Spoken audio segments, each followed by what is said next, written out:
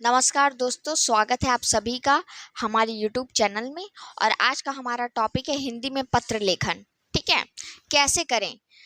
क्योंकि बहुत बच्चे ऐसे होते हैं जो इस टॉपिक से घबरा जाते हैं, कैसे लिखना है, क्या करना है। तो मैं पत्र लेखन के सबसे आसान तरीके जो होती है ना, वो आपसे बताने जा रही हूँ, वो आपको शेयर करने जा रही हूँ। कुछ ऐसे आसान तरीके, कुछ ऐसे ट्रिक्स जिनको जान करके आप अपने 6 मार्क्स पक्के कर सकते हैं।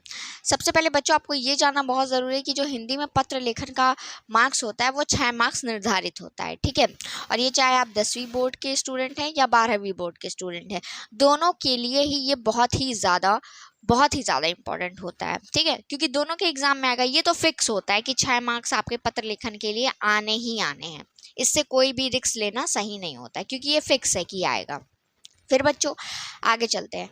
पत्र लेखन एक ऐसी कला है कि हम उसको ढंग से जब नहीं समझ पाते हैं तो बहुत ज़्यादा डर लगता है, एग्ज़ाम में कैसे लिखेंगे, क्या लिखेंगे। तो उन सभी डर जो है ना, आज आपके इस वीडियो के माध्यम से ख़त्म हो जाएंगे। ठीक है, वो जो डर हैं पत्र लेखन से रिलेटेड, वो सारे डर ख़त्म हो जाएंगे। लेकिन उससे पहले जो बच्चे मैथ जैसे सब्जेक्ट से डरते हैं, मैं उनको बता दूं कि हमारे पास एक टॉप 50 स्टूडेंट बैच है, जिसमें हम सिर्फ 50 बच्चों को ही लिमिटेड इनरोल करवाएंगे और उनके 95% मार्क्स आने कन्फर्म है मैथ्स में। इस बैच में अगर आपको इनरोल होना है तो इस दिए गए नंबर पे आप कॉल कर सकते हैं, जानकारी ले सकते हैं और व्हाट्सअप कर सकते हैं डेमो लिख करके। डेमो लिखने पे, व्हाट्सअप करने पे आपको 50 वीडियो की लिंक प्रोवाइड की जाएगी, जो कि टोटली फ्री ऑफ कॉस्ट होगी। उसको आप देखिए, डेमो देखिए, तरीका देखिए पढ़ाने का, आपको खुद ही समझ में आ जाएगा। इस बैच में बच्चों आपको सब प्रकार की सुविधाएं मिलेंगी, जैसे कि सारे जो चैप्टर्स हैं उनके सॉल्यूशंस मिलेंगे, वो भी सीरियल वाइज मिलेंगे। ठीक है, सभी चैप्टर्स के फॉर्मूला दिए जाएंगे, अनसॉल्व पेपर सॉल्व करवाया जाएगा और PYQs भी करवाए जाएंगे। ये बच्चों जो बैच है वो लिमिटेड बच्चों के लिए, जिसमें कुछ लिमिटेड सीट ही बची हुई हैं। तो जल्द से जल्द इस नंबर पे संपर्क करें या व्हाट्सएप करें। ठीक है, अब आगे बढ़ते हैं मेन पत्र लेखन वाले टॉपिक पे। पत्र लेखन वाला जो हमारा टॉपिक है, उसमें सबसे पहले तो ध्यान देने वाली बातें क्या हैं। ध्यान देने वाली बातें ऐसी हैं कि जो बच्चे नहीं जानते, उनसे गलती हो जाती है और फिर वो तो कहते हैं मैंने तो पत्र लेखन किया था ठीक से, तो मुझे नंबर क्यों नहीं मिले। तो नंबर इसलिए नहीं मिलते क्योंकि आप ये कुछ सिली मिस्टेक्स करके आ जाते हैं। तो इन बातों को आप पन्ने पे नोट कर लीजिए, कॉपी पे नोट कर लीजिए, दिमाग में नोट कर लीजिए, बस नोट कर लीजिए। आपको ये बात अच्छे से समझ में आ जानी चाहिए ताकि एग्जाम के दिन कोई कंफ्यूजन ना हो। ठीक, पहली बात, बढ़ा चढ़ाकर बनावटी भाषा का प्रयोग बिल्कुल नहीं करना है। क्योंकि जो हमारा पत्र लिखते हैं ना हम, वो दो प्रकार के होते हैं, एक औपचारिक, एक अनौपचारिक। औपचारिक वो होता है जो ऑफिशियल यूज़ के लिए होता है, बैंकों में, स्कूल में, कॉलेजेस में, किसी अथॉरिटी के लिए, ठीक है, या फिर न्यूज़ मीडिया वगैरह के लिए दिए जाने के लिए।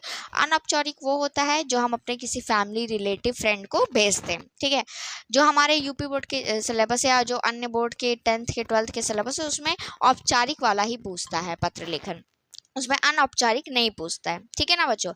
तो इसके लिए आपको क्या करना है, जो भी आप पत्र लेखन में भाषा का इस्तेमाल कर रहे हो उसको बढ़ा चढ़ा करके ऐसे नहीं लिखना है कि वो बनावटी लगे। उसको आपको नॉर्मल व्यवहारिक बोलचाल की भाषा तक ही रखना है। ठीक है, दूसरी बात ये, आपको मुहावरों का प्रयोग नहीं करना है। मुहावरों का प्रयोग इन द सेंस कि आपके पास अगर कुछ ऐसा मुहावरा है, ठीक है, कि हाथी के दांत, खाने के कुछ और, दिखाने के कुछ और, तो ये सब नहीं लिखना है। ठीक, नाच ना जाने आंगन टेढ़ा, ये सब मुहावरे समझ रहे ना आप लोग, मुहावरे, लोकतियाँ, सब व्यंग व्यंग करने के लिए आपको इसका यूज़ बिल्कुल नहीं करना है। तीसरा क्या है, सरल भाषा।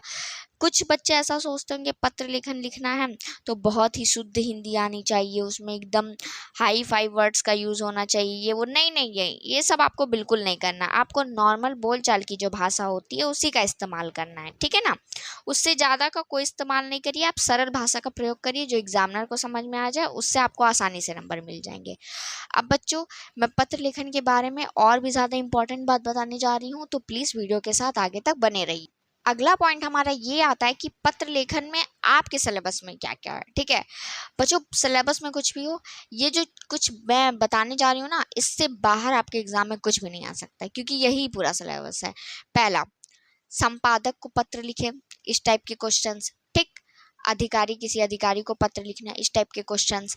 आवेदन पत्र लिखना, आवेदन पत्र बेसिकली जॉब के लिए जो होता है कि मैं यहाँ पे जॉब करना चाहता हूँ या करना चाहती हूँ, तो उसके लिए आवेदन पत्र। और विभाग को पत्र, विभाग मतलब जैसे मान लीजिए आपके बिजली के बिल में कोई गड़बड़ी हो गई है या आपका पानी का सप्लाई नहीं आ रहा है, तो बिजली विभाग को लिखेंगे तो बिजली विभाग के लिए पत्र, जल वाले को लिखेंगे तो जल विभाग के लिए पत्र। समझ में आ रहा है ना ये आपको? तो इसी टाइप के जो पत्र होते हैं वो एग्जाम में हर बारी पूछे जाते हैं, ये मोस्ट इंपॉर्टेंट होते हैं, तो इसको आप छांट करके अलग से लिख लीजिएगा। अब पत्र लिखते समय जो आवश्यक बातें होती हैं, जिसको हमको ध्यान देना चाहिए कि पत्र क्या लिखना है, कैसे लिखना है, उसकी जो आवश्यक बातें होती हैं वो मैं आपको बता रही हूँ। ठीक, तो सबसे पहली बात आवश्यक बातों में ये है कि पत्र में नाम, पता, दिनांक ये मेंशन होना चाहिए। ठीक, नाम, पता जिसको आप भेज रहे हैं उसका, ठीक, और पत्र जिस व्यक्ति को भेज रहे हैं उसका संबंध या नाम, पता। जैसे कि संबंध मतलब कि अधिकारी को भेज रहे हैं तो अधिकारी को लिख करके, ठीक है, या विभाग को लिख रहे हैं तो उस जल विभाग को नाम, ये नहीं कि नाम ही लिखना भूल जाए, जल विभाग नहीं लिखे, विद्युत विभाग नहीं लिखे, तो आप पत्र लिख किसको रहे हैं ये भी तो पता चलना चाहिए ना। तो ये दोनों चीज़ इंपॉर्टेंट है। अब बच्चों मैं आपको आगे ये बताने जाऊंगी कि एक सही पत्र लिखने का पूरा फॉर्मेट क्या होता है, पूरा तरीका क्या होता है। अगर आप मेरे बताए गए फॉर्मेट पे पत्र लिख करके आएंगे ना तो आपका एक नंबर भी एग्जामिनर काट नहीं पाएगा। और बच्चों इसी एक एक नंबर से आपका 95% का सपना भी पूरा होगा। ठीक है बच्चों, अब मैं आगे आपको ये बताने जा रही हूँ कि जो पत्र लिखना है, ठीक है, वो किस तरीके से लिखना है, कैसे कैसे लिखना है, line by line, step by step मैं एक एक चीज एक्सप्लेन करके आपको बता रही हूँ। मान लीजिए कि आपके एग्जाम में ये प्रश्न आ गया कि मासिक शुल्क माफ करने के लिए प्रधानाचार्य को एक आवेदन पत्र लिखना है। ठीक है, अब मासिक शुल्क का मतलब ये होता है मंथली फीस, उसको माफ करने के लिए आपको प्रिंसिपल को एक अब आपको लेटर लिखना है। ठीक, तो सबसे पहले किसी भी लेटर की जो शुरुआत करेंगे वो यहाँ से करेंगे, सेवा में। सबसे पहले बाएं साइड में आप लिखेंगे सेवा में और उसके बाद से कॉमा लगाएंगे, कॉमा, सेवा में के बाद कॉमा, उसके बाद से श्रीमान प्रधानाचार्य, ठीक, महोदय या महोदय ये सब नीचे लिखने हैं, उसको यहाँ नहीं लिखते हैं। ठीक है, यहाँ पे बस श्रीमान प्रधानाचार्य लिख देंगे। उसके बाद से स्कूल का नाम और जो जगह है जहाँ का वो स्कूल है वो आप लिख देंगे। मैंने लिखा है विद्यार्थी कॉलेज कानपुर।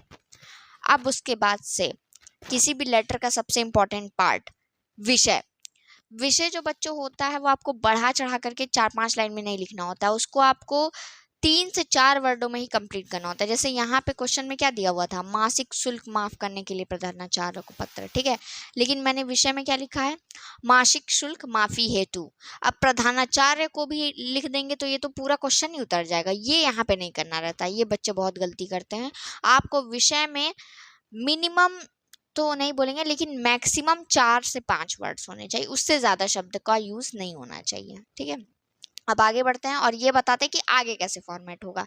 और ये देखिए जो आपका जो पैराग्राफ होता है वो कहाँ कैसे स्टार्ट होगा, कहाँ कॉमा लगेगा, मैंने एक एक चीज़ बता करके देखा है। जैसे सेवा में के बाद कॉमा लगेगा, श्रीमान प्रधानाचार्य के बाद कॉमा लगेगा, फिर उसके बाद यहाँ पे पैरा चेंज ऐसे होगा और यहाँ से लिखा जाएगा महोदय, महोदय के बाद कॉमा, कॉमा लगाना जरूर भूलिएगा नहीं, आप लोग कॉमा जरूर लगाइएगा। ठीक, महोदय लिखने के बाद देखिए सबसे पहले जो ये मेन बॉडी होती है लेटर की या पत्र की, सॉरी पत्र की, वो अब स्टार्ट होती है, यहाँ पे आपकी शुरू हो जाती है मेन बॉडी। इसको आप लोग कहेंगे कि ये आपका मेन कंटेंट यही है पत्र का। इसमें आप 1 से 2 पैराग्राफ या ज़्यादा से ज़्यादा 2.5 पैराग्राफ लिख सकते हो, उससे ज़्यादा मत लिखिएगा वरना बहुत ज़्यादा लेंदी हो जाता है। मेन आपको सब्जेक्ट पे ही लिखना है जो सब्जेक्ट प्रोवाइड किया जाए। जैसे ऊपर था फीस माफ़ी के लिए, तो नीचे मैंने यहाँ बॉडी में लिखा हुआ है सविनय निवेदन है कि मैं आपके कॉलेज का 12वीं का छात्र या छात्रा हूँ। जैसे अब अगर आप लड़का हैं तो छात्र, लड़की हैं तो छात्रा हूँ। ठीक है, उसी तरह आगे एक एक चीज़, अगर जो चीज़ आप लड़के हैं तो अपने हिसाब से, लड़की हैं तो अपने हिसाब से लिखिएगा। मैं एक निर्धन परिवार से आती हूँ जिसमें 7 सदस्य हैं। अब आपको बताना पड़ेगा ना रीज़न कि ये चीज़ है, इसी वजह से मुझे मासिक शुल्क में माफ़ी चाहिए। पिताजी की अल्प आय है जिसके कारण परिवार जो है सुचारू रूप से नहीं चल पा रहा है। ऐसी स्थिति में मेरे विद्यालय का शुल्क अतिरिक्त भार हो गया। अब यहाँ पे आपने कारण बता दिया कि आपको ये क्यों करवाना है, जो टॉपिक यहाँ पे दिया गया है ये क्यों करवाना है, ये यहाँ पे आपने कारण बता दिया, पूरा उसका बैकग्राउंड बता दिया। ठीक है, अब आगे बढ़ते हैं और दूसरे पैराग्राफ में आप ये लिखेंगे कि अगर आपका जो प्रधानाचार्य जी हैं वो आपको ऐसा कर देंगे, शुल्क माफ़ी कर देंगे, तो क्या क्या उससे बेनिफिट होगा वो सब होगा, ठीक है। तो उसको सेकंड पैराग्राफ में लिखते हैं। और रिक्वेस्ट किया जाता है, कभी भी आप ऐसे नहीं लिखेंगे कि अतः मैं आपसे कहता हूँ या कहती हूँ कि मेरी मासिक शुल्क माफ़ करें। आप उनको ऑर्डर नहीं दे सकते हैं, आप उनसे प्रार्थना कर सकते हैं, रिक्वेस्ट कर सकते हैं, ठीक है ना। तो आप लिखेंगे अतः मैं आपसे प्रार्थना करता या करती हूँ, प्रार्थना वर्ड जरूर ऐड करेंगे, कि कृपया मेरी मासिक शुल्क माफ करने की कृपा करें। क्योंकि ये जो कृपा और प्रार्थना वर्ड है ना, ये रिक्वेस्ट को प्रेजेंट करते हैं, किसी तरीके की दया को प्रेजेंट करते हैं। आप ऑर्डर नहीं दे सकते हैं ना, क्योंकि आपको उनसे एक हेल्प चाहिए, तो आपको कृपा वर्ड यूज़ करना पड़ेगा। उसी तरीके से कुछ कुछ वर्ड्स हैं जिनका आपको ध्यान देना पड़ेगा। फिर आगे, जिससे मैं पढ़ाई सुचारू रूप से कर सकूं, मैं आपको विश्वास दिलाता या दिलाती हूँ कि मैं अपने आचरण पठन पाठन में कोई शिकायत नहीं आने दूंगा या दूंगी, ठीक। तो ये हमारा पूरा जो लेटर होता है, ये पूरी उसकी बॉडी जो है क्लोज हो गई है, बॉडी खत्म हो गई है। बॉडी खत्म होने के बाद आपने एक लास्ट में क्या करना है, एक धन्यवाद लिखना है यहाँ पे बाएं साइड में, धन्यवाद, और उसके बाद से कॉमा, और इसके नीचे दिनांक। दिनांक में आप वो डेट लिखेंगे जो आपका, जिस डेट में आप लेटर लिख रहे हैं, वो पत्र लिख रहे हैं, ठीक है। जैसे आज का जो डेट है वो मान लीजिए मैं यहाँ पे लिख रही हूँ 9 अक्टूबर, ठीक। तो यहाँ पे 9 अक्टूबर, फिर ये 2023, और आपका जो परीक्षा वाला दिन होगा उसी का दिनांक आप यहाँ पे डाल दीजिएगा, ठीक है। और यहाँ दाहिनी साइड में आपकी आज्ञाकारी शिष्य या आपकी आज्ञाकारी शिष्या, और यहाँ पे क ख ग या अ ब स, जैसा आपको सही लगे वो आप लिख सकते हैं। तो ये बच्चों था पूरा फॉर्मेट एक लेटर राइटिंग का, पत्र लेखन का, ठीक है ना। ये फॉर्मेट पे आप पत्र लेखन करेंगे तो आपको पूरे में पूरे मार्क्स मिलेंगे। ध्यान देना है कि कॉमा कहाँ लगाना है, कैसे लगाना है, कहाँ पे पैराग्राफ चेंज करना है, ठीक है। विषय जो है वो आपका 4 से 5 शब्दों से ज़्यादा नहीं होना चाहिए। और जो आपका ये मेन लिख रहे हैं, आप लोग कंटेंट लिख रहे हैं, ये बहुत ज़्यादा लेंदी नहीं होना चाहिए, बहुत ज़्यादा इसमें बनावटी शब्द नहीं होने चाहिए। इसमें कुछ भी बनावटी नहीं आपको लगेगा, ना कहीं मुहावरे का प्रयोग लगेगा, ठीक है।